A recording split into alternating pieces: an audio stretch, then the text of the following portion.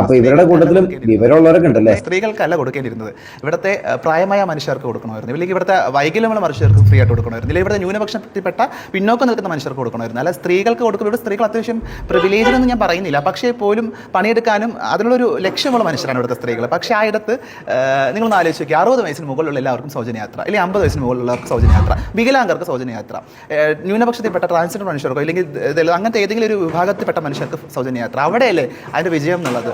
അല്ലാതെ ഇവിടുത്തെ സ്ത്രീകൾ കഴിവില്ലാത്ത മനുഷ്യരല്ല, നോർത്ത് ഇന്ത്യയിലെ മനുഷ്യരല്ല എന്നുള്ളതും വളരെ വ്യക്തമാണ്. ഞങ്ങൾ വിദ്യാഭ്യാസമുള്ള ആൾക്കാരാണ്, പഠിച്ച് പണിയെടുക്കാൻ കഴിവുള്ള മനുഷ്യരാണ്. എന്തായാലും നിനക്ക് വിവരമുണ്ട്, ആ ജാസിയെ പറഞ്ഞത് മനസ്സിലാകട്ടോ. പിന്നെ ഈ പറഞ്ഞ കാര്യത്തിനോട് 90% ഞാൻ യോജിക്കുന്നുണ്ട് കേട്ടോ. ബാക്കിയുള്ള 10% സ്ത്രീകൾ ആരാന്ന് ഞാൻ പറഞ്ഞുതരാട്ടോ. സാധാരണക്കാരെ ഒരുപാട് പാവപ്പെട്ട സ്ത്രീകൾ ഡെയിലി പണിക്കായിട്ട് ബസ്സിൽ കയറി യാത്ര ചെയ്യുന്നുണ്ട്.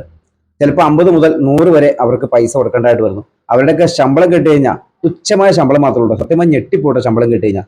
ആ ഒരു ശമ്പളത്തിൽ നിന്നും ഈ ഒരു പൈസയും കൂടി കഴിച്ചു കഴിഞ്ഞാൽ പിന്നെ ബാക്കി ഒന്നും ഉണ്ടാവില്ല കേട്ടോ. അങ്ങനെയുള്ള സ്ത്രീകൾക്ക് ഇതൊരു വലിയ ഉപകാരമായിക്കോട്ടോ. അങ്ങനെയുള്ള സ്ത്രീകളെ കൂടി ഇതിനകത്ത് ഉൾപ്പെടുത്തുക, അത് മാത്രമേ എനിക്ക് പറയാനുള്ളൂ. അല്ലാതെ എല്ലാവർക്കും ഭാര്യ വിളിച്ച് കൊടുക്കുന്നതിൽ അർത്ഥമില്ല എന്നാണ് എനിക്ക് പറയാനുള്ളത് കേട്ടോ.